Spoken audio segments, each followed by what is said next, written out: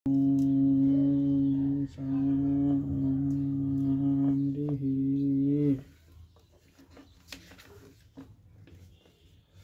हम सुनेंगे वाराणसी तथा विश्वेश्वर का महात्म्य। सूची कहते हैं, मुनीश्वरों में संक्षेप से ही वाराणसी तथा विश्वेश्वर के परम सुंदर महात्मा का वर्णन करता हूँ। सुनो, एक समय की बात है कि पार्वती देवी ने लोक हित की कामना से बड़ी प्रसन्नता के साथ भगवान शिव के अभिमुक्त क्षेत्र और अभिमुक्त लिंग का महात्म्य पूछा। तब परमेश्वर शिव ने कहा, यह वाराणसी पूरी सदा के लिए मेरा गृहातकतम श्रेष्ठ है और सभी जीवों की मुक्ति का सर्वदा हेतु है। इस क्षेत्र में सिद्धगण सदा मेरे व्रत का आश्रय ले नाना प्रकार के वेश धारण किए मेरे लोगों को पाने की इच्छा रखकर जितात्मा और जितेंद्रिय हो नित्य महायोग का अभ्यास करते हैं। उस उत्तम महायोग का नाम है पशुपत योग। उसका श्रुतियों द्वारा प्रतिपादन हुआ है। ओ भोग और मोक्ष रूप फल प्रदान करने वाला है। महेश्वरी, वाराणसी पुरी में निवास करना मुझे सदा ही अच्छा लगता है। जिस कारण से मैं सदा कुछ छोड़कर काशी में रहता हूँ उसे बताता हूँ। सुनो, जो मेरा भक्त तथा मेरे तत्व का ज्ञानी है वे दोनों अवश्य ही मोक्ष के भागी होते हैं। उनके लिए तीर्थ की अपेक्षा नहीं है। विहित और अविहित दोनों प्रकार के कर्म उनके लिए समान है। उन्हें जीव मुक्त ही समझना चाहिए। वे दोनों कहीं भी मरे तुरंत ही मोक्ष प्राप्त कर लेते हैं। यह मैंने निश्चित बात कही है।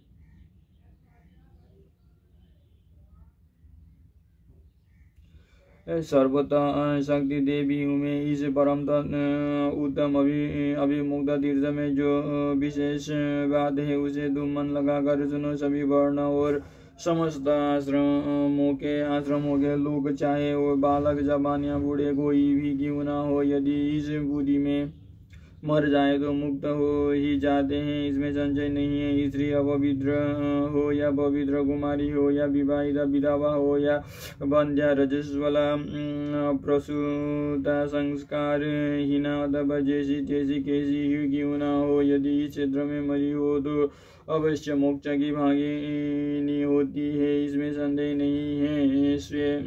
स्वेदस अंडज अद्भिज अथवा जरायुज प्राणी जैसे यहाँ मरने पर मोक्ष पाता है वैसे और कहीं नहीं पाता। देवी, यह मरने वाले के लिए न ज्ञान की अपेक्षा है, न भक्ति की, न कर्म की आवश्यकता है, न दान की, न कभी संस्कृति की अपेक्षा है और न धर्म की। यहाँ नाम कीर्तन पूजन तथा उत्तम जाति की भी अपेक्षा नहीं होती। जो मनुष्य मेरे इस मोक्षदायक क्षेत्र में निवास करता है वो चाहे जैसे मरे उसके लिए मोक्ष की प्राप्ति सुनिश्चित है। प्रिय, मेरा यह दिव्यपुर गृह से भी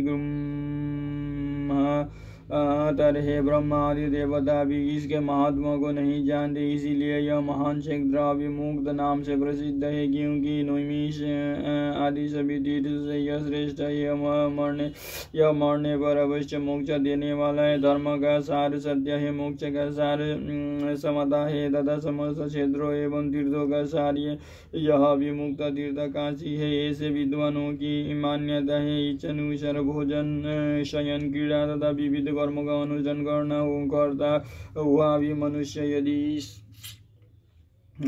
इस अभिमुक्त तीर्थ में प्राणों का परित्याग करता है तो उसे मोक्ष मिल जाता है।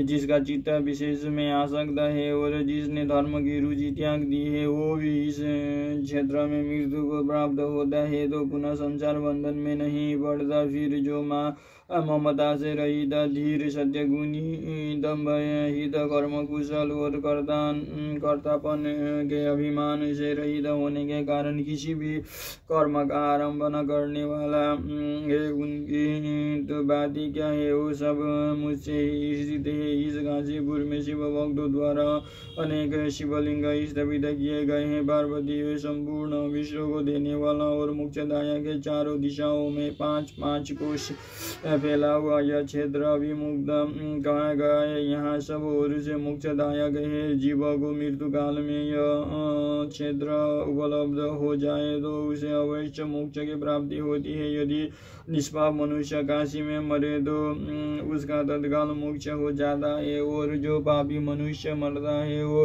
कायम्बुई को प्राप्त होता है। उसे पहले यातना का अनुभव करके ही पीछे मोक्ष की प्राप्ति होती है। सुंदरी जो इस विमुक्त क्षेत्रों में पातक करता है वो हजारों वर्षों तक भैरव यातना पाकर पाप का फल भोगने के पश्चात ही मोक्ष प्राप्त है। शतकोटि कल्पों में भी अपने किए हुए कर्म का क्षय नहीं होता। जीव को अपने द्वारा किए गए शुभ शुभ कर्म का फल अवश्य ही भोगना पड़ता है। केवल अशुभ कर्म नरक देने वाला होता है, केवल शुभ कर्म स्वर्ग की प्राप्ति कराने वाला होता है तथा शुभ और अशुभ दोनों कर्मों से मनुष्य योनि की प्राप्ति बताई गई है। अशुभ कर्म की कभी और शुभ कर्म की अधिकता होने पर उत्तम जन्म प्राप्त होती है। शुभ कर्म की कभी और अशुभ कर्म की अधिकता होने पर यहाँ अधम जन्म की प्राप्ति होती है। पार्वती जब शुभ और अशुभ दोनों ही कर्मों का श्रेय हो जाता है तभी जीव को सच्चा मोक्ष प्राप्त होता है। यदि किसी ने पूर्व जन्म में आदर पूर्वक काशी का दर्शन किया है तभी उसे इस जन्म में काशी में पहुँच कर मृत्यु की प्राप्ति होती है। जो मनुष्य काशी जाकर गंगा में स्नान करता है उसके क्रियामान और संचित कर्म का नाश हो जाता है, परंतु पाराध्य कर्म भोगे बिना नष्ट नहीं होता। यह निश्चित बात है। जिसकी काशी में मुक्ति हो जाती है उसके पाराध्य कर्म का भी क्षय हो जाता है। प्रिय जिसने एक ब्राह्मणों को भी काशी वास करवाया है वो स्वयं भी काशी वास का अवसर पाकर मोक्ष लाभ करता है। सूची कहते हैं मुनिवर, इस तरह काशी का तथा विश्वेश्वर लिंग का प्रचुर महात्म्य बताया गया है जो सद्पुरुषों को भोग और मोक्ष प्रदान करने वाला है। इसके बाद में त्रयंबकम और ज्योतिर्लिंग का महात्म्य बताऊंगा जिसे सुनकर मनुष्य क्षण भर में समस्त पापों से मुक्त हो जाता है।